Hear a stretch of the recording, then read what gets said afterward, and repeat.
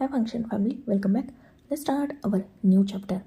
लैन family को सच्चाई पता नहीं थी और वांग जी ने सबको मैनिपुलेट कर रखा था, जिसके कॉन्सिक्वेंसेस कहीं ना कहीं विंग को फेस करने पड़ रहे थे।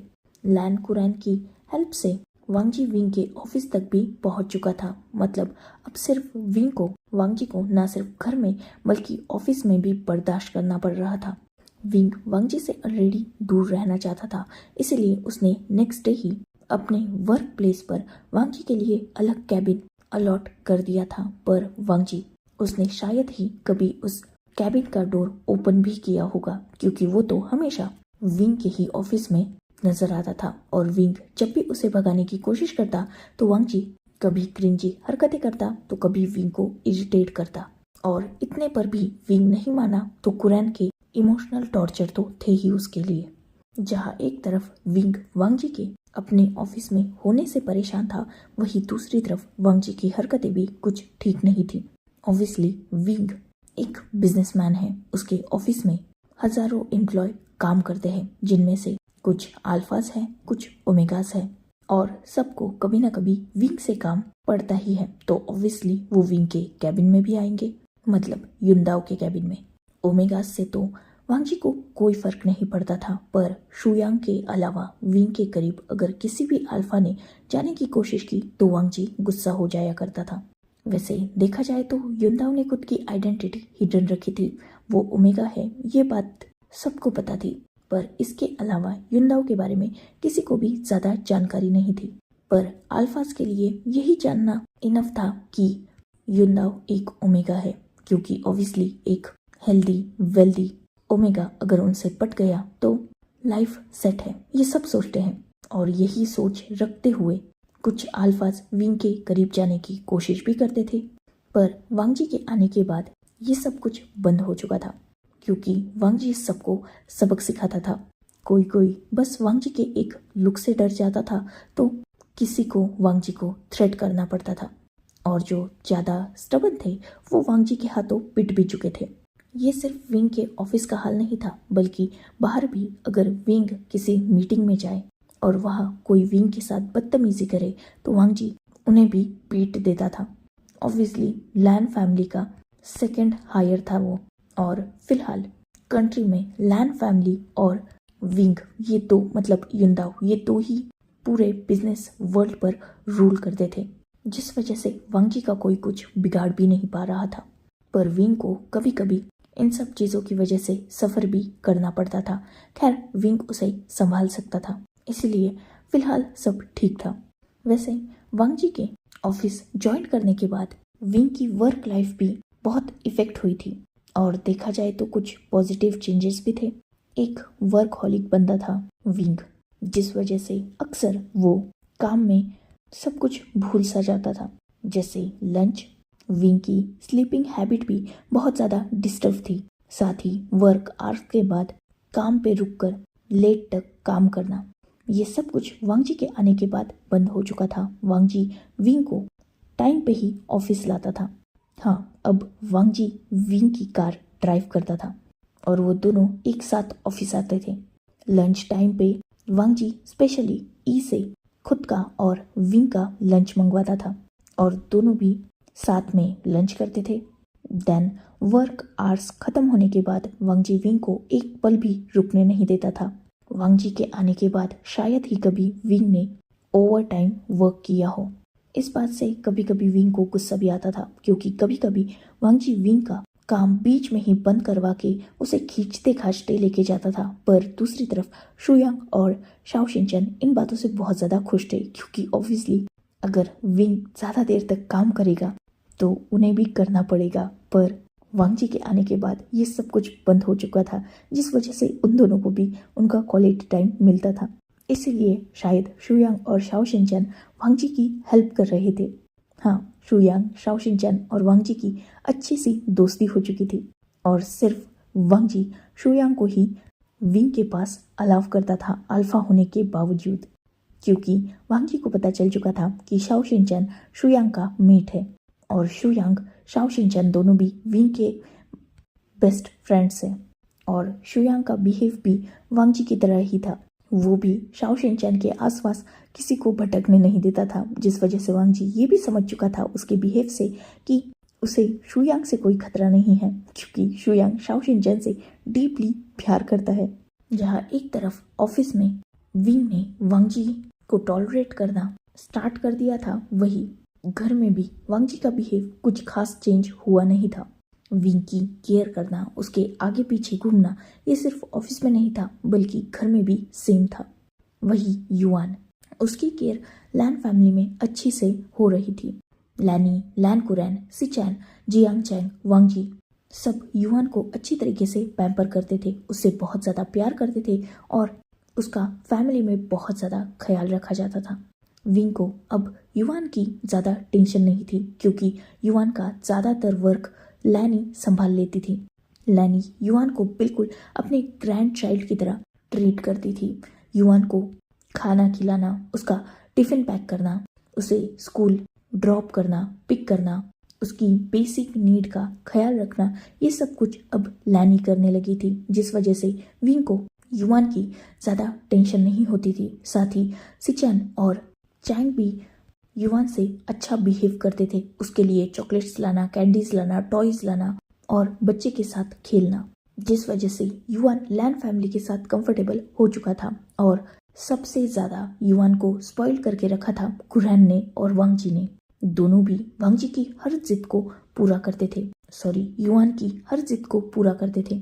खासकर वांग जी, जो युआन से कुछ ज़्यादा ही अटैच हो चुका था और युआन भी वांग जी के साथ कुछ ज़्यादा ही अटैच था। कहीं ना कहीं वांग जी जहाँ युआन से सच में भी अटैच हो चुका था, वही एक रीज़न दिल के किसी एक हिस्से में वांग जी को आज भी विंग की बात याद थी, जिस वजह से वो सेल्फिश भी हो रहा था। युआन को विंग ने अलाउ किया है कि वो अपना फादर चूज कर सकता है। पहले भी युआन वांग जी को अपना फादर एक्सेप्ट करने के लिए रेडी तो हो चुका था, पर इतनी सारी सिचुएशंस के बाद कहीं ना कहीं वो बात दब सी गई थी। युआन बच्चा था, ज़्यादा चीज़ें और ज़्यादा बातों का वो टेंशन नहीं लेता था, जिस वजह से कहीं ना कहीं वो टॉपिक अवॉइड हो चुका था। पर वांग जी के दिमाग से अभी भी वो टॉपिक निकला नहीं था, जिस वजह से भी वो युआन से अपनी करीबियाँ और भी बढ़ा रहा था, ताकि फ्यूचर में युआन उसकी हेल्प कर सके। जहाँ एक तरफ ये सेल्फिशनेस थी, वही दूसरी तरफ देखा जाए तो सच में भी वांग जी युआन से अटैच हो चुका था। खैर, धीरे धीरे दिन बीत रहे थे और करीबन अब विंग और युआन को लैन मेंशन शिफ्ट किए 1 मंथ से ज़्यादा हो चुका था और विंग भी लैन मेंशन में सबके साथ ठीक से एडजस्ट कर चुका था। अब विंग सिचैन और जियांग चैंग से भी अच्छी तरीके से बात करता था, बिहेव करता था। इनफैक्ट उसने उन दोनों को इग्नोर करना बंद कर दिया था, क्योंकि विंग उन दोनों की सिचुएशंस समझ सकता था। खासकर हील टॉप पर उन दोनों की या उन तीनों की जो भी बातें हुई थी, उनसे बहुत सारी मिसअंडरस्टैंडिंग्स क्लियर हो चुकी थी। बस अब वांग जी ही एक ऐसा पर्सन था उस फैमिली में जिसे विंग टोटली इग्नोर करने की कोशिश करता था, पर उसे भी विंग इग्नोर कर नहीं पाता था, क्योंकि वांग जी की हरकतें ही ऐसी थी। वांग जी विंग के वर्क प्लेस पर लैन कॉरपोरेशन को रिप्रेजेंट करता था, जिस वजह से उसे लैन कॉरपोरेशन भी जाना पड़ता था कभी कभी वर्क की वजह से, पर ज़्यादातर वक्त वो विंग के साथ ही स्पेंड करता था।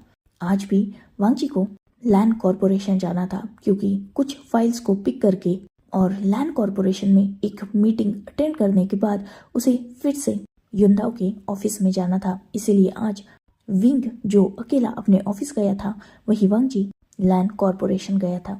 आफ्टरनून तक वांग जी ने लैन कॉरपोरेशन में अपना सारा वर्क कंप्लीट किया और वो युनदाओ के वर्क प्लेस पर पहुंच चुका था। वांग जी जिसने युनदाओ के ऑफिस में एंटर किया, तब उसने सामने युनदाओ को नहीं बल्कि शुयांग को देखा, जो शाओ शिनचैन के साथ कुछ बातें कर रहा था और उन दोनों का भी वांग जी पर कोई ध्यान नहीं था। पर वांग जी उन दोनों की बातों को इग्नोर नहीं कर पाया था, क्योंकि वो बातें विंग के रिगार्डिंग थी।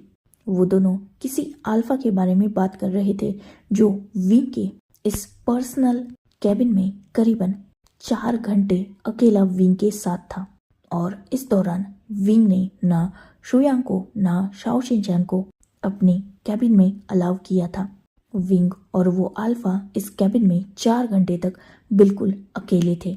इनफैक्ट उस अल्फा के आने की इन्फो से ही विंग ने आज मॉर्निंग में 2 इम्पोर्टेंट मीटिंग्स भी कैंसिल कर दी थी और विंग उस अल्फा को पर्सनली पिक करने इवन ड्रॉप करने भी गया है। वांग जी ने जैसे ही ये सुना था उसके हाथों की पकड़ फाइल्स पर टाइट हो चुकी थी और वो सीधा शुयांग और शाओ शिनचन के पास जाकर खड़ा हो चुका था। जैसे ही शुयांग और शाओ शिनचन ने अचानक अपने सामने वांग जी को देखा, वो दोनों भी एक पल के लिए डर चुके थे, पर दूसरे पल रिलैक्स होने की वजह वो और भी ज्यादा डर चुके थे, क्योंकि वांग जी की आंखों में क्लियरली गुस्सा था। विंग के करीब कोई अल्फा करीबन 4 घंटे तक था। ये वांग जी कैसे बर्दाश्त कर सकता है?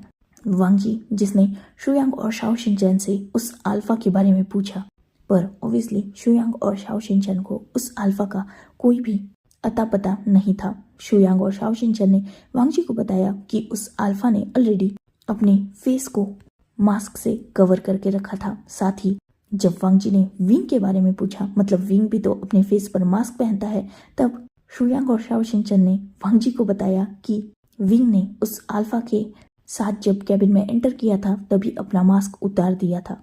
मतलब क्लियरली उस अल्फा ने विंग का फेस देखा ही होगा, और जो युंदाओ का फेस जानता है वो ऑब्वियसली कोई वर्क रिलेटेड पर्सन तो नहीं होगा। वो कोई ऐसा पर्सन है जो युंदाओ को नहीं बल्कि विंग को पर्सनली जानता है। ये बात हजम करना वांग जी के लिए थोड़ा डिफिकल्ट था, जिस वजह से उसका गुस्सा बढ़ रहा था। वांग जी जो बहुत ज़्यादा डेस्परेट हो चुका था उस अल्फा की रियल आइडेंटिटी और विंग और उस अल्फा का रिलेशन जानने के लिए, वो डेस्परेटली अब विंग के कैबिन में विंग का इंतजार कर रहा था। और उसका ये इंतजार करीबन 1 घंटे बाद खत्म हुआ था, जब विंग अपने ऑफिस में एंटर हुआ था। वो किसी से कॉल पर बात कर रहा था। विंग जिसका वांग जी पर कोई ध्यान नहीं था।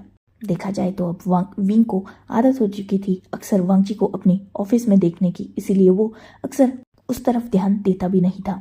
विंग जो अपनी ऑफिस चेयर पर जाकर बैठ चुका था, उसने कुछ देर बाद अपनी बात खत्म की, कॉल डिस्कनेक्ट किया, देन अपने फेस का मास्क हटा दिया। वो अभी अपना लैपटॉप ऑन करने ही वाला था, तभी एक झटके से विंग जिसकी ऑफिस चेयर टर्न हो चुकी थी, वांग जी जिसने विंग के चेयर के दोनों साइड के हैंडल्स पर अपने हाथ रख दिए थे और वो विंग को गुस्से से देख रहा था। ऑब्वियसली विंग के लिए ये आदतें अब नई नहीं रही थी। साथ ही विंग को ये भी पता था कि वांग जी उससे गुस्सा क्यों है। आज तक वांग जी इतने अल्फाज की हालत विंग की वजह से खराब कर चुका था, तो वो खबरें विंग से भी अनजान नहीं थी। वैसे भी वांग जी ना अपनी जेलेसी को छुपाता था, ना अपने पॉसेसिव बिहेव को, इसलिए आज भी विंग ने नॉर्मल ही रिएक्ट किया और वो बस वांग जी की तरफ देख रहा था। स्वीट हार्ट, सुना है आज मेरा ओमेगा किसी अल्फा के साथ करीबन 3-4 घंटे अकेला इस ऑफिस में था। यहाँ तक कि शुयांग शाओ शिनचन भी अलाउ नहीं थे एंटर करने के लिए, तुम दोनों को डिस्टर्ब करने के लिए। मीटिंग्स थी ना तुम्हारी, और उसके आने के बाद मीटिंग्स भी कैंसिल कर दी, तो अब तुम्हारा अल्फा तुमसे उस अल्फा के बारे में कुछ इन्फॉर्मेशन चाहता था। इनफैक्ट चाहता है, तो बताओ कौन था वो जो आज मेरी एब्सेंस में यहाँ अकेले तुम्हारे साथ मौजूद था। वांग जी का सवाल खत्म हुआ तब विंग ने एक छोटी सी स्माइल की। लान वांग जी, तुम खुद को मेरा अल्फा कहते हो, उसे कभी भी मैंने नहीं माना। एंड सेकेंड थिंग, वो कौन था, मेरे साथ अकेला क्यों था, हम दोनों क्या कर रहे थे, ये सब तो मेरी पर्सनल बातें हुई। और क्या मैंने कभी तुम्हें ये बताया नहीं है कि मेरी पर्सनल लाइफ में इंटरफेयर तुम्हें नहीं करना चाहिए। जैसे ही विंग ने अपनी बात खत्म की थी, वांग जी ने सीधा विंग की कॉलर को पकड़ा और उसे चेयर से उठा दिया। साथ ही उसने विंग को लगभग घसीटते हुए काउच के पास लाया और उसे काउच पर थ्रो कर दिया था।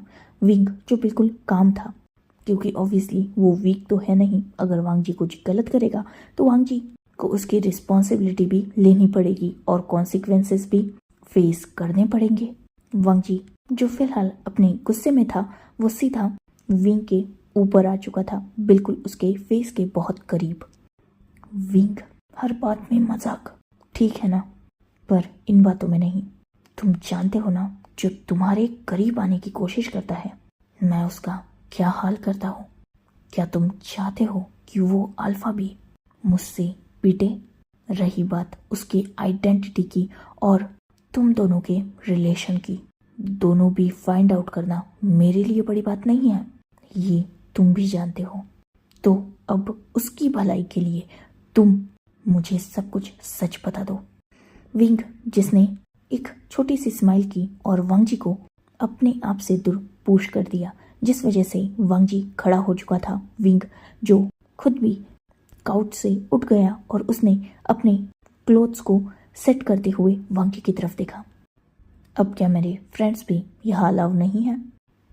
अगर तुम्हारा फ्रेंड एक अल्फा है तो ऑब्वियसली वो अलाउ नहीं है, और अगर अलाउ है भी तो मेरे प्रेजेंस में अलाउ है, मेरे एब्सेंस में वो तुम्हारे पास नहीं आ सकता। ये सुनते ही विंग, जो वांगजी की तरफ वियर्डली देख रहा था, वांगजी जिसने विंग के वेस्ट अराउंड अपना एक हाथ रखा और उसे अपनी तरफ पुल कर लिया, उसने अपने दूसरे हाथ से विंग के फेस को प्यार से करेज किया और उसकी आंखों में देखते हुए वो डीप वॉइस में अपनी बात को कंटिन्यू कर चुका था। स्वीट हार्ट, अगली बार अगर उस फ्रेंड के साथ अपॉइंटमेंट रही ना तो मुझे इन्फॉर्म कर देना, ताकि मैं पहले ही यहाँ मौजूद रह सकूं, क्योंकि मुझे ये कभी मंजूर नहीं है कि कोई तुम्हारे साथ अकेले टाइम स्पेंड करे, और वो अल्फा हो तो मुझे कुछ ज़्यादा ही प्रॉब्लम होती है। विंग, जिसने इस बात पर कुछ ज़्यादा रिएक्ट नहीं किया, उसने बस वांगजी को दूर पुश किया और वो फिर से जाकर अपनी चेयर पर बैठ चुका था। अपना काम भी वो स्टार्ट कर चुका था। वही वांगजी, जिसे गुस्सा तो बहुत आ रहा था, पर फिलहाल उसे थोड़ा कामिंग बिहेव करना था, क्योंकि एक तो वो ऑफिस में थे और दूसरा वांगजी विंग के बारे में ये तो अच्छी तरीके से समझ चुका था कि विंग उससे ना डरता है और ना ही वांगजी विंग को आसानी से कंट्रोल कर सकता है। इनफैक्ट अब तक उन दोनों के रिश्ते में वांगजी ही विंग से डरता है। ऑब्वियसली डरता है वांगजी। हाँ, उसकी हरकतें देखकर ये नहीं लगता, बट इन डीप वांगजी विंग से डरता है कि कहीं विंग उससे दूर ना चला जाए। और यही वजह है कि वांगजी ज़्यादा फोर्स, ज़्यादा गुस्सा विंग पर नहीं करता, वरना अब तक तो वांगजी कब से वो हासिल कर चुका होता जो वो चाहता है। पर विंग भी कम नहीं है। एक तो उसकी आइडेंटिटी बहुत ज़्यादा बड़ी है, दूसरा विंग पावरफुल है। वो कोई नॉर्मल ओमेगा नहीं है जो अल्फा के गुस्से से डर जाए या अल्फा के आसानी से कंट्रोल में आ जाए। वो फाइट बैक बहुत अच्छी करता है। ये हाल तो जिशुन का देखकर वांगजी समझ ही चुका है, इसीलिए वो भी विंग को गुस्सा और विंग को इरिटेट उतना ही करता है जितना विंग सह पाए। ऑलरेडी उसे लैनी वॉर्न कर चुकी है विंग के गुस्से के बारे में। खैर, वो दोनों भी उसके बाद उस टॉपिक पर ज़्यादा बात नहीं करते और अपने अपने काम पर लग जाते हैं। उसके बाद नॉर्मल ही 2-3 दिन बीत चुके थे। शेड्यूल भी उन दोनों का सरीका ही था। वांगजी पर्सनली विंग को हैंडल करता था, उसे अपने साथ लाता था, अपने साथ घर ले जाता था और नॉर्मल ही चीज़ें। पर आज फिर से कुछ अलग था। विंग ने आफ्टरनून की सारी मीटिंग्स को फिर से कैंसिल कर दिया था और वो कहीं बाहर जाने वाला था अपने पर्सनल काम से। वांगजी, जिसे ये बात शुयांग थ्रू पता चल चुकी थी, क्योंकि ऑब्वियसली एक तो वांगजी विंग के ऑफिस में ही रहता है और दूसरी बात शुयांग विंग की हर अपडेट वांगजी को देता है। इनफैक्ट शुयांग शेड्यूल सेट करने के बाद सबसे उसे पहले वांगजी को ही सेंड करता है, जिस वजह से वांगजी को विंग की हर एक पल की खबर रहती है। और जब वांगजी को पता चला कि विंग ने आज आफ्टरनून में कुछ वक्त के लिए अपनी सारी मीटिंग्स को कैंसिल कर दिया है, तो वो ये जानने के लिए डेस्परेट था कि विंग को ऐसा कौन सा पर्सनल काम आ गया। विंग, जिसने लास्ट मोमेंट पे सारी मीटिंग्स कैंसिल की थी, जिस वजह से शुयांग को सब मैनेज करना पड़ रहा था, वही विंग जो अपने ऑफिस में था। शुयांग, जो ये सारी बातें विंग की वांग जी को विंग के सामने तो बता नहीं सकता, इसीलिए उसने वांग जी को बाहर बुलवाया था। तब तक विंग अपने कैबिन में अकेला था। कुछ देर बाद जब वांग जी ऑफिस में आया तब उसने देखा कि विंग कहीं जाने के लिए प्रिपेयर हो रहा है। विंग जिसने अपना जैकेट पहना और वो अपने फेस को भी कवर कर चुका था। कार की कीज उठाकर वो अभी वहां से जाने ही वाला था, तब तक वांग जी जो आ चुका था उसने विंग का हाथ होल्ड कर लिया और विंग जो वांग जी की तरफ देख रहा था। स्वीट हार्ट, अचानक कहा।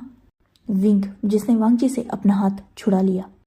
वांग जी, मेरी लाइफ में उतना ही इंटरफेयर करो जितना मैं अलाउ कर रहा हूँ। ज़्यादा बाउंड्रीज क्रॉस करने की ज़रूरत नहीं है। कुछ काम है, इवनिंग तक आ जाऊंगा। बस इतना ही आंसर तुम्हारे लिए काफ़ी होगा। इतना बोलकर विंग जो अपने कदम डोर की तरफ बढ़ा ही रहा था, तभी वांग जी ने फिर से उसका रास्ता ब्लॉक कर दिया था। ओके स्वीटहार्ट, चलो मैं ड्रॉप कर देता हूँ तुम्हें। मुझे एड्रेस बताओ। वैसे भी हाल फिलहाल में तुम्हारा पर्सनल ड्राइवर तो मैं ही हूँ। ये सुनते ही विंग जिसने वांग जी को बस एक लुक दिया था। थैंक्स अलॉट मिस्टर लैन। लाइसेंस है मेरे पास और ड्राइविंग भी मैं कर सकता हूँ। जहाँ मैं जा रहा हूँ वहाँ आपकी ज़रूरत नहीं है और मुझे ना ही किसी और ड्राइवर की। सो प्लीज़ अपना वर्क कीजिए और मुझे अपना काम करने दीजिए। विंग जो अपनी बात खत्म करके वांग जी को क्रॉस कर आगे जा चुका था, वो सीधा अपने पर्सनल एलिवेटर से नीचे गया। देन उसने अपनी कार पिक की और वो वहां से निकल चुका था। वांग जी जो तुरंत शुयांग की तरफ भागता हुआ गया था, उसने शुयांग के कार की कीज को बोरो किया, क्योंकि ऑब्वियसली वो और विंग एक कार यूज करते थे जो विंग की थी और जिसे विंग ड्राइव करके लेके गया है। तो ना चाहते हुए भी वांग जी ने शुयांग की कार बोरो कर ली और वो विंग की कार का पीछा कर रहा था। पर एक वक्त पे आके वांग जी ने विंग की कार को मिस कर दिया, जिस वजह से वांग जी को ये पता तो नहीं चल पाया कि विंग कहाँ गया है और उसे खाली हाथ ही ऑफिस आना पड़ा। करीबन 3-3.5 घंटे बाद विंग वापस आया था और फिर से वो अपने काम पर लग चुका था। विंग के वापस आने पर वांग जी ने उससे फिर से पूछा था कि वो कहाँ गया, पर ऑब्वियसली विंग का नो रिप्लाई, या फिर अगर रिप्लाई दिया भी था तो वही रूड आंसर्स, जिससे वांग जी को कुछ भी क्लियर इन्फॉर्मेशन नहीं मिली थी। ऐसे ही और कुछ दिन नॉर्मल गए, करीबन 4-5 दिन, और विंग एक बार फिर इवनिंग में कहीं गायब हो चुका था, जिसका पता वांग जी नहीं लगा पाया। वांग जी जिसे अचानक से एक अजीब सा डर लगने लगा था। विंग अकेले 3-3, 4-4 घंटे जाता कहा है। भले ही ये दो ही बार हुआ था, पर वांग जी जैसे इंसान के दिमाग में शक आना तो नॉर्मल चीज है। और 2-3 दिन बीते और फिर से विंग कहीं चला गया आफ्टरनून में। ऐसे ही करीबन 6 से 7 बार हो चुका था। विंग अचानक से बाहर चला जाता था और 3-4 घंटे बाद वापस लौट आता था, पर वांग जी ये पता नहीं लगा पाया था कि विंग एग्जैक्टली जाता कहाँ है। वांग जी ने विंग का पीछा करने की भी कोशिश की, पर शायद विंग को भी पता था कि वांग जी उसका पीछा करता है, इसलिए वो बहुत होशियारी से वांग जी को मैनिपुलेट करके भाग जाता था। पर एक बार वांग जी को जब विंग गायब था, एक कॉल आया। कॉल फेमिलियर पर्सन का था, उसके गगा का, जिन्होंने वांग जी से पूछा कि वो कहाँ है। वांग जी ने बताया कि वो ऑफिस में है। सिचैन जिन्होंने नेक्स्ट क्वेश्चन ये पूछा कि विंग कहाँ है। इस पर वांग जी ने क्लियरली आंसर किया कि उसे नहीं पता। पर अचानक सिचैन विंग के बारे में क्यों पूछ रहे हैं, ये बात जानने के लिए वांग जी क्यूरियस था। ऑब्वियसली अगर विंग से कुछ काम है तो सिचैन डायरेक्टली विंग को कॉल करते, पर उन्होंने वांग जी को कॉल किया है, ये बात थोड़ी अटपटी थी। इसीलिए वांग जी ने क्लियरली सिचैन से पूछा कि उन्हें विंग से क्या काम है और वो वांग जी से विंग के बारे में क्यों पूछ रहे हैं। तब सिचैन ने थोड़ा हेजिटेट किया, पर उन्होंने वांग जी को बताया कि उन्होंने विंग को देखा है, वो भी एक होटल के लाउंज मतलब फूड कोर्ट में, वो भी किसी पर्सन के साथ। वांग जी उस पर्सन के बारे में जानना चाहता था, इसलिए उसने सिचन से पूछा कि वो कौन था। तब सिचन ने वांग जी को बताया कि वो उस पर्सन का फेस तो नहीं देख पाए, पर वो एक अल्फा था। वांग जी ने जब ये सुना, ऑब्वियसली उसे गुस्सा आ चुका था, पर उसने तुरंत ही सिचन से पूछा कि वो किस होटल में मौजूद है। सिचन ने तुरंत वांग जी को बताया कि वो फिलहाल तो वहाँ से निकल चुके हैं, पर सिचन वांग जी को एड्रेस सेंड कर देंगे। साथ ही उन्होंने वांग जी को ये भी बताया कि अब यहाँ आने का कोई फायदा नहीं है, क्योंकि विंग भी कुछ देर पहले ही निकल चुका है। ये सुनते ही वांग जी ने नोट किया। खैर, फिलहाल इवनिंग हो चुकी थी और सब घर वापस आ चुके थे। सबने साथ में डिनर किया और विंग जो अपने रूम में जाने ही वाला था, तभी वांग जी ने उसका हाथ पकड़ लिया। वांग जी जो खींचते हुए विंग को लॉन में लेके गया था और विंग भी शांति से उसके पीछे जा चुका था, क्योंकि युआन, कुरैन और ई के पास था और विंग वैसे भी वांग जी के साथ घर में कोई मैस नहीं चाहता था, इसीलिए वो भी उसके पीछे गया।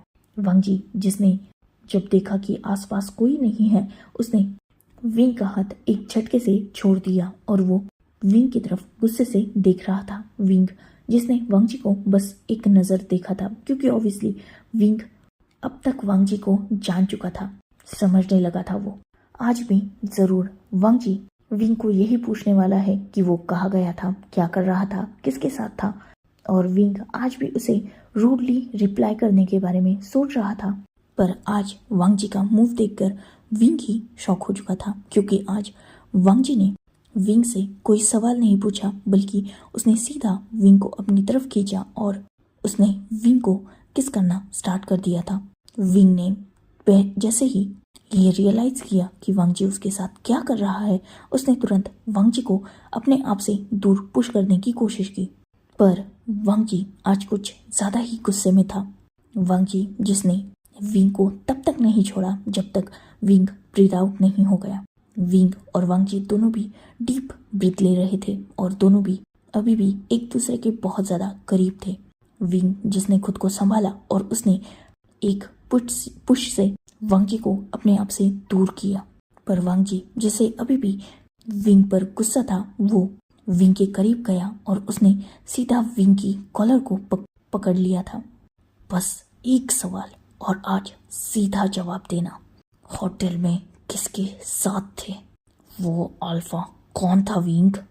विंग जो क्लियरली वांग जी की आवाज में और उसके आंखों में गुस्सा देख सकता था, पर डर विंग के भी आंखों में नहीं था। वो हमेशा की तरह काम ही बिहेव कर रहा था। वांग जी, कितनी बार मुझे तुम्हें ये समझाना पड़ेगा कि मेरी पर्सनल लाइफ से। विंग जो अभी अपनी बात भी कंप्लीट नहीं कर पाया था और वांग जी ने उसके चीक्स को टाइटली होल्ड कर लिया था अपनी दूसरी हाथ से। मैंने कहा ना, बकवास नहीं, बस क्लियर आंसर, वो कौन था? विंग, डोंट पुश मी, मत करो मुझे उस हद तक मजबूर कि मैं सच में अपनी लिमिट्स को भूल जाऊं। तुम्हारे सामने झुक रहा हूँ, तुम्हारी सारी बातें मान रहा हूँ, तुम्हें समझने की कोशिश कर रहा हूँ। इसका मतलब ये नहीं कि मैं बहुत सीधा साधा भोला वाला हूँ। अपनी चीज़ों को लेकर, अपने लोगों को लेकर कुछ ज़्यादा ही पॉजिटिव हूँ मैं। खासकर तुम्हारी ज़िंदगी में कुछ ज़्यादा ही इंटरेस्ट है मुझे। ओमेगा हो तुम मेरे, अल्फा हूँ मैं तुम्हारा। ये जानने का हक मैं रखता हूँ कि मेरा ओमेगा कब कहाँ किससे मिलता है। ये सुनते ही विंग जिसके फेस पर स्माइल आ चुकी थी, ऑब्वियसली उसे अपने चीक्स पर पेन फील हो रहा था, पर फिलहाल उसके फेस पर वांग जी की बातें सुनकर स्माइल थी। उसने अपनी फुल पावर से वांग जी को अपने आप से दूर किया। तुम मेरे अल्फा हो, मैं तुम्हारा ओमेगा हूँ। ये गलतफहमी सिर्फ तुमने पाल के रखी है, मैंने नहीं। तुम मेरे लिए बस अंकल कुरैन के बेटे हो, जो मेरी लाइफ में कुछ ज़्यादा ही इंटरफेयर करता है, मुझे इरिटेट करता है। इससे ज़्यादा ना तुम्हारी मेरी नज़र में कोई आइडेंटिटी है और ना ही कोई value. So please stay away. Wing जिसने अपनी बात कंप्लीट की और उसने वांग जी की तरफ एक लुक देखा, विंग जो अपना कदम आगे बढ़ा नहीं वाला था, तभी वांग जी ने उसे फिर से आर्म से होल्ड करके अपने सामने ही रोक लिया। इस बार वांग जी के फेस पर एक क्रीपी स्माइल थी। स्वीट हार्ट, अपनी बातों को भूलने का और उनसे मुकरने का अच्छा बहाना ढूंढा है तुमने। ये सुनते ही विंग जो कंफ्यूज हो चुका था, पर वांग जी जिसकी अगली बात विंग को क्लियर कर चुकी थी। याद है हॉस्पिटल में मैंने तुमसे क्या कहा था जब मेरा एक्सीडेंट हुआ था? मुझसे दूर हो जाओ, वरना मैं वो सारी बाउंड्रीज क्रॉस कर दूंगा जो मुझे नहीं करनी चाहिए। क्या तब तुमने क्या आंसर दिया था? ये बात तुम्हें याद है? तुमने मुझसे क्लियरली कहा था कि मैं वो बाउंड्रीज क्रॉस कर सकता हूँ। इनफैक्ट तुमने अलाउ किया था मुझे। तो आज जब मैं वो सारी बाउंड्रीज क्रॉस कर रहा हूँ तो तुम्हें इससे प्रॉब्लम होनी ही नहीं चाहिए थी, क्योंकि सबसे पहले अलाउ तो मुझे तुमने ही किया था। ये सुनते ही विंग जिसके फेस पर एक ब्रोकन स्माइल आ चुकी थी। Mister Lan, you know what, you are good in manipulating. सच में इंसान के साथ, इंसान की फीलिंग्स, उसके इमोशंस के साथ खेलना आपको बहुत अच्छे तरीके से आता है। और रही बात मेरे अलाव करने की, तो क्या तुम्हें सच में लगता है वांग जी कि आज भी मैं उन सारी बातों को मीन करता हूँगा, जैसे तब वो सब कुछ तुम्हारा ट्रैप था बस मुझे फंसाने के लिए? वो सब झूठ था तुम्हारी तरफ से, तो अब मेरी तरफ से भी वो सब कुछ झूठ बन चुका है। तो अब कोई भी अलाव नहीं है मेरी लाइफ में कि वो मेरी पर्सनल चीज़ों में इंटरफेयर कर पाए। मेरी पर्सनल लाइफ तुम्हारी वजह से इफ़ेक्ट नहीं हो सकती। मैं चाहे कहीं भी जाऊँ, किससे भी मिलूँ, किसी के भी साथ रहूँ, ये मेरा पर्सनल टॉपिक है। मैं रिस्पॉन्सिबिलिटी लेता हूँ अपने हर एक एक्शन की। तुम्हारी तरह लोगों को धोखा देना, उन्हें फंसाना मुझे नहीं आता। विंग जिसने वांग जी को अपने आप से दूर किया और वो फाइनली वांग जी को क्रॉस करके आगे बढ़ चुका था। मैं धोखेबाज हूँ, मैं मैनिपुलेटर हूँ, मैं चीटर हूँ। प्यार मेरा झूठा था पर तुम्हारा तो सच्चा था ना विंग। और कहीं सुना है मैंने कि सच्चा प्यार कभी खत्म नहीं होता। तो तुम्हारा कैसे खत्म हो गया? या फिर मैं ये समझूं कि मेरी तरह तुम भी बस मुझसे खेल रहे थे? ये सुनते ही विंग जो अपने कदमों को रोक चुका था और वो पीछे मुड़ चुका था वांग जी की तरफ, वो डिसबिलीफ से देख रहा था। वांग जी जिसने विंग की तरफ अपने कदमों को बढ़ाया और वो विंग की आंखों में देख रहा था। बताओ ना विंग, सच्चा प्यार तो खत्म नहीं होता ना? तो इतनी आसानी से कैसे मूव ऑन कर सकते हो तुम? कैसे किसी और अल्फा के पास जा सकते हो तुम? याद है वो सारे मोमेंट्स जो हमने एक दूसरे के साथ स्पेंड किए थे? क्या वो नजदीकियाँ, क्या वो प्यार, वो पैशन तुम्हारी तरफ से भी झूठ था विंग? तुमने तो गिव अप किया था ना मेरे सामने। तुमने कहा था ना मुझसे कि मैं अलाउ हूँ तुम्हारे करीब आने के लिए, तुम्हारा अल्फा बनाने के लिए रेडी थे तुम मुझे। तो आज अचानक किसी और के एंटर होते ही वो सब प्यार झूठ हो गया, सब खत्म हो गया विंग। चलो मेरा तो प्यार झूठा था, एक ट्रैप था वो, पर जैसी तुम्हारी आज की हरकतें हैं, मुझे तुम्हारे प्यार में भी सिंसियरिटी और वो सच्चाई नजर नहीं आ रही। मैक्सिमम 2 मंथ्स हुए हैं हमें, या शायद उससे कुछ दिन ज़्यादा। मेरी सच्चाई जानने के बाद तुम गायब हो गए, पर मैंने कभी तुम पर गिव अप नहीं किया। तुम्हें मैं तब भी ढूंढ रहा था, जब से तुम मुझे मिले हो मैंने एक पल भी किसी और की तरफ आंख उठा के नहीं देखा है। इवन उससे पहले भी मैंने किसी की तरफ आंख उठा के नहीं देखा। मेरे झूठे प्यार में भी इतनी सिंसियरिटी है, तो वो सिंसियरिटी तुम्हारे सच्चे प्यार में क्यों मुझे नजर नहीं आ रही? तुम मुझे हमेशा चीटर, मैनिपुलेटर, धोखेबाज कहते हो ना, पर मैं बस मैनिपुलेटर हूँ विंग। धोखा मैंने तुम्हें कभी नहीं दिया। तुम्हें छोड़कर किसी और के पास जाने का ख्याल तक मेरे दिल दिमाग में नहीं आया, कभी भी नहीं आया। आज भी तुम्हारी नफरत सह रहा हूँ, तुम्हारी इग्नोरेंस सह रहा हूँ, फिर भी तुम्हारे पास रह रहा हूँ। मैं इतना सिंसियर हूँ अपने छोटे प्यार में भी, तो वो तुम क्यों नहीं हो?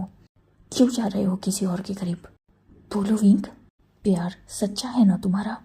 तो क्या सच्चा प्यार इतना आसान होता है? मुझे छोड़ देना इतना आसान था? क्या मुझे भूल जाना सच में इतना आसान है? अगर ये तुम्हारा सच्चा प्यार है ना विंक, तो इससे कहीं बेहतर मेरा झूठा प्यार है, जो आज ही भी एक ही पर्सन पे है, वो तुम्हारी तरह शिफ्ट नहीं हो रहा। और अगर सच में बस मेरी एक सच्चाई जानकर तुम मुझसे दूर किसी और के करीब जा रहे हो, तो एटलीस्ट हमेशा मुझे ये बोलना तो भी बंद कर दो कि मैंने तुम्हें धोखा दिया है, क्योंकि धोखा तुम मुझे दे रहे हो।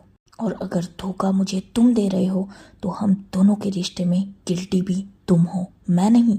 मैंने तो बस एक ट्रैप बिछाया, तुम्हें अपने झूठे प्यार में फंसाया, पर तुम तो मुझे अपने सच्चे प्यार में धोखा दे रहे हो। विंक, जिसकी आंखों में लिटरली आंसू आ चुके थे, पर फिर भी उसके फेस पर आज स्माइल थी। उसके आंखों से लगातार वो आंसू बह रहे थे। फंगजी की सारी बातें कहीं ना कहीं विंग को बहुत ज़्यादा चुभने लगी थी, पर उसके होठों पर से वो स्माइल भी जा नहीं रही थी।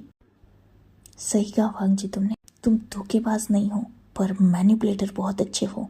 अपनी बातों में सामने वाले को घुमाना और खुद की गलती होते हुए सामने वाले को गिल्टी फील कराना तुम्हें बहुत अच्छी तरीके से आता है। कितनी आसानी से तुमने अपनी गलती का ब्लेम मेरे ऊपर डाल दिया ना। अपने झूठे प्यार की सिंसियरिटी कितनी होशियारी से साबित कर रहे हो ना तुम। और तुम्हारी इन सारी बातों ने कितनी आसानी से मुझे झूठा और धोखेबाज बना दिया। जस्ट बिकॉज मैं किसी अल्फा से मिल रहा हूँ तो मैं धोखेबाज हो गया। तो ठीक है, खुद के दिल को अब ऐसे ही बहलाओ। हूँ मैं धोखेबाज तो क्या? तुमने मुझे धोखा दिया, मैंने तुम्हें दिया, हिसाब बराबर। आगे से हम दोनों भी एक दूसरे की लाइफ से दूर रहेंगे। That's all. तुम्हारा प्यार झूठा, मेरा भी प्यार झूठा, मान लिया। वैसे भी तुम्हें सफाई दूं, ना इतना टाइम मेरे पास है और ना तुम मेरी लाइफ में इतने वैल्यूएबल हो भी। और जो इंसान मेरी लाइफ में वर्थलेस है, प्राइसलेस है, उससे मैं क्यों अपनी पर्सनल बातें बताऊं? सो जाओ, जो समझना है वो समझो। I don't care about you. Wing, जिसकी बातों में इक्वली गुस्सा था, पर ये बात सुन के वांगजी को भी गुस्सा आ चुका था। वो सीधा विंग के पास गया और उसने विंग की नेक को ग्रैब कर लिया था। मैंने कहा ना, बकवास नहीं। मुझे कोई फर्क नहीं पड़ता कि तुम मुझे क्या समझते हो। मुझे फर्क सिर्फ इससे पड़ता है कि मैं तुम्हें अपनी लाइफ में क्या समझता हूँ, और जो मैं तुम्हें समझता हूँ ना अपनी लाइफ में, वही मुझे अलाउ कर रहा है तुमसे ये सवाल पूछने के लिए। वो अल्फा कौन था विंक? मुझे जवाब चाहिए। किससे मिलने गए थे तुम? बताओ मुझे।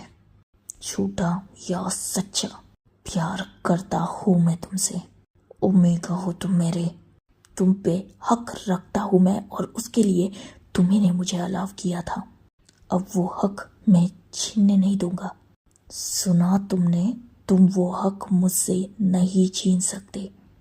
विंग, जिसे अपनी नेक अराउंड पेन होना स्टार्ट हो चुका था क्योंकि वांगजी की पकड़ बहुत ज़्यादा टाइट थी, पर इस बार विंग भी वीक नहीं था, और इस बात का सबूत भी विंग ने वांगजी को दे दिया था। वांगजी ने विंग की नेक ग्रैब करके रखी थी, तो विंग ने सीधा अपनी नी से वांगजी के स्टमक पर हल्का सा बट इतना स्ट्रांगली हिट किया था कि वांगजी की पकड़ ना सिर्फ विंग के नेक से छूट चुकी थी, बल्कि वो 2 कदम पीछे भी हो चुका था। वांगजी जो थोड़ा झुक चुका था क्योंकि ऑब्वियसली विंग ने उसके स्टमक पे मारा था, पर तुरंत ही उसने खुद को संभाल के विंग की तरफ गुस्से से देखा। थैंक यू लान वांगजी, मुझसे प्यार करने के लिए। No, I will correct myself. Thanks मुझसे झूठा प्यार करने के लिए, मुझे मेरी औकात दिखाने के लिए। तुम जब मेरी लाइफ में आए ना, तब बहुत कुछ भूल चुका था मैं। थैंक्स मुझे वो सब कुछ फिर से याद दिलाने के लिए। भूल चुका था मैं कि जिसे खुद के पेरेंट्स एक्सेप्ट करके प्यार नहीं कर पाए, उससे इस दुनिया में कोई और क्या ही प्यार करेगा। भूल चुका था कि मैं प्यार, अटैचमेंट, फैमिली, इन सारे मैटर्स में बहुत ज़्यादा अनलकी हूँ। पर तुम्हारा असली चेहरा मेरे फेस पर वो स्लैब था, जिस स्लैब से मुझे याद आया मेरी औकात, मेरी असलियत का। रही बात मेरे प्यार की, तो उसे झूठा कहने का हक तुम्हें नहीं है वांग जी, क्योंकि तुमने जो मेरे साथ किया है ना, वो सच, झूठ, प्यार, इन सब से ही नहीं बल्कि इंसानियत से भी परे था। वॉर्न किया था ना तुम्हारे गगन ने, तुम्हारे बेस्टी ने तुम्हें, कि तुम्हें बस मेरे उतना ही करीब आना है जितना एक्सेप्टेबल हो। क्या उन्होंने तुमसे नहीं कहा था कि मुझसे एक सेफ डिस्टेंस पे रहना? तो क्यों तुम मेरे इतने करीब आ रहे थे? क्यों अपनी लिमिट्स को तुम क्रॉस कर रहे थे? झूठ अपनी फैमिली से बोलो वांग जी, मुझसे नहीं, क्योंकि तुम्हारे इरादे मैं बहुत अच्छी तरीके से समझ चुका था। तुम आज भी जो मेरे आगे पीछे घूम रहे हो, उसका मोटिव मैं नहीं जानता। ये समझते हो तुम? बेवकूफ़ लगता हूँ तुम्हें मैं? मेरी एज कम है वांग जी, पर मुझे एक्सपीरियंसेस बहुत ज़्यादा है लाइफ के। तुम्हारे इंटेंशन से मैं आज अनजान हूँ, ये समझने की गलती मत करो। अपनी फैमिली से झूठ बोल के उनकी हेल्प ले रहे हो ताकि तुम मेरे करीब आ पाओ, और इन सब के बाद तुम्हें चाहिए क्या, ये मैं नहीं जानता। ऐसा सिर्फ तुम्हें लगता है वांग जी। जैसे ही वांग जी ने सुना था, वो विंग की तरफ गुस्से से देख रहा था। ऑब्वियसली विंग की हर एक बात का मतलब वांग जी समझ रहा था। वांग जी जो विंग की तरफ बढ़ा और उसने विंग के सामने अपने कदमों को रोक दिया। तो आज मैं भी तुम्हारे मुंह से जानना चाहता हूँ विंग, अपने इरादों के बारे में। क्लियर करो मुझे, क्या चाहता हूँ मैं तुमसे? मुझे जानना है आज, क्योंकि अब तक ये बात तो मैं भी नहीं समझ पाया। तो तुम कैसे समझ गए? विंग जिसने इस बात पर स्माइल कर दी थी। वांग जी, कैरेक्टरलेस हूँ मैं तुम्हारी नज़रों में, जो किसी के भी बिस्तर पे आसानी से पहुँच सकता हूँ। यही औकात है मेरी तुम्हारी नज़रों में। क्या ये मैं नहीं जानता? मैंने सारी बातें सुनी थी वांग जी, मुझे बेवकूफ़ मत बनाओ। रही बात अब मेरे करीब आने की, तो तब तुम सिर्फ मेरी रियल आइडेंटिटी नहीं जानते थे, इसीलिए तुम्हें लगा कि तुम मुझसे आसानी से खेल सकते हो। पर जब से मेरी रियल आइडेंटिटी एज युनदाओ तुम्हारे सामने आई है, तुम ये समझ चुके हो कि मुझसे तुम्हें बहुत सारे बेनिफिट्स है। तुम मुझसे नहीं, मेरी उस युनदाओ की आइडेंटिटी से प्यार करते हो। तुम मुझसे नहीं, बस अपनी टारगेट से प्यार करते हो। तुम बस मुझे अपने सामने झुकाना चाहते हो, क्योंकि कहीं ना कहीं मैंने तुम्हारी ईगो को हर्ट किया है। मोस्ट हैंडसम, अट्रैक्टिव अल्फा, जिसके चार्म से आज तक कोई नहीं बच पाया, उसे एक नॉर्मल ओमेगा जो ऑलरेडी एक बच्चे का बाप है, उसने रिजेक्ट किया। तुम वो रिजेक्शन ना तब हैंडल कर पाए और ना आज हैंडल कर पा रहे हो। तो बस मुझे हासिल करके तुम अपने ईगो को सेटिस्फाइड करना चाहते हो। तुम अपने ब्रदर और अपने बेस्ट फ्रेंड के सामने बस खुद को साबित करना चाहते हो कि आज भी लान वांग जी में उतना ही चार्म है कि हर कोई ओमेगा उसके सामने झुक सकता है, खुद को सरेंडर कर सकता है। याद है वांग जी, मैंने मेरी बर्थडे सेलिब्रेशन के दिन तुमसे क्या कहा था, जब तुमने रूफ टॉप को डेकोरेट करके रखा था, जब तुमने वो वीडियो बनाया था कि तुम बस मेरी ब्यूटी और बॉडी से अट्रैक्ट हो। और वही तुम्हारे प्यार की तब भी सच्चाई थी और आज भी सच्चाई थी। तब मैंने तुम्हें सिर्फ वो इसलिए कहा था ताकि तुम मुझसे दूर हो जाओ, मुझसे नफरत करने लगो। पर आज जब सोचता हूँ ना, तो वही मुझे सच्चाई लगती है तुम्हारी। तुम बस अपने अल्फा ईगो को सेटिस्फाइड करना चाहते हो, और वो तब होगा जब तुम मेरे साथ एक नाइट, विंग जो अपना वर्ड भी कंप्लीट नहीं कर पाया था और वांग जी ने उसे बहुत स्ट्रांगली स्लैप कर दिया था। विंग जो इस बात से टोटली शॉक हो चुका था और अपने एक हाथ को अपनी चीक पर रखकर वो वांग जी की तरफ डिसबिलीवली देख रहा था, जिसकी आंखों में फिलहाल पूरी आग थी। वांग जी विंग के करीब गया और उसने विंग की कॉलर को टाइटली ग्रैब करके उसे अपने बहुत करीब खींच लिया था। क्या लगता है तुम्हें विभूषण? अगर बस तुम्हारी बॉडी चाहता, सिर्फ तुम्हारे साथ नाइट स्पेंड करना चाहता, तो बहुत मुश्किल था ये मेरे लिए। भूलो मत, खुद मेरे सामने अपने घुटनों पर बैठकर मुझे अलाउ किया था तुमने। भूलो मत कि एक ही अपार्टमेंट शेयर कर रहे थे हम।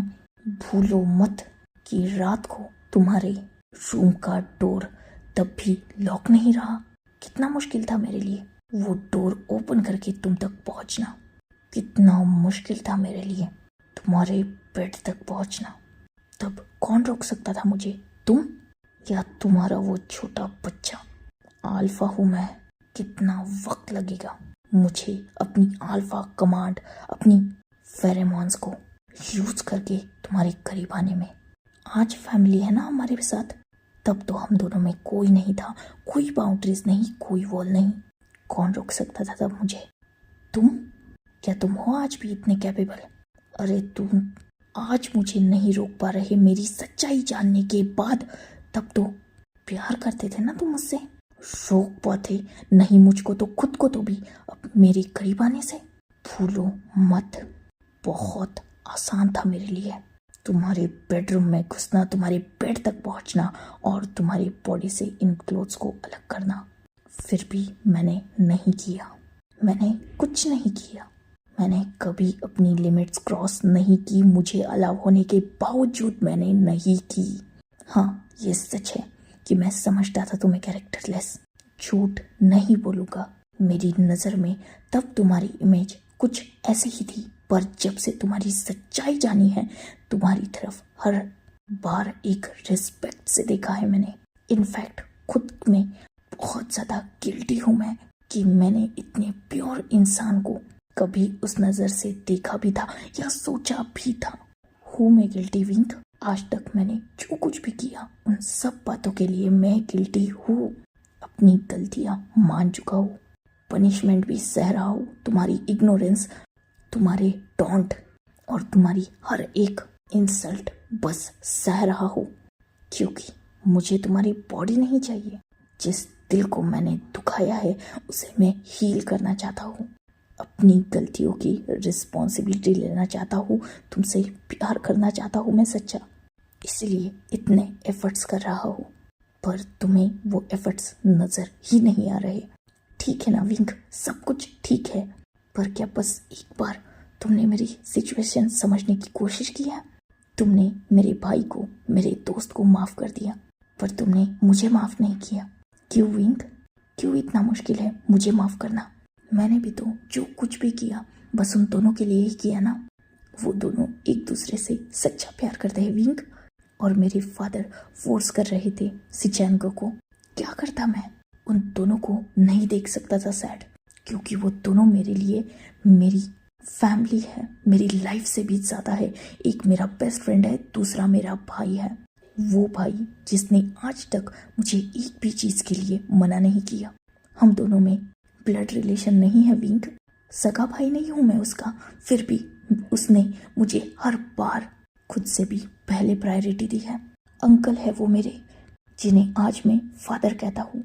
मेरे पास भी अपने पेरेंट्स नहीं है विंक, पर उन तीनों ने, मेरी आंट ने, मेरे अंकल ने, मेरे कज़न ब्रदर ने कभी भी मुझे उस फैमिली की कमी महसूस तक नहीं होने दी।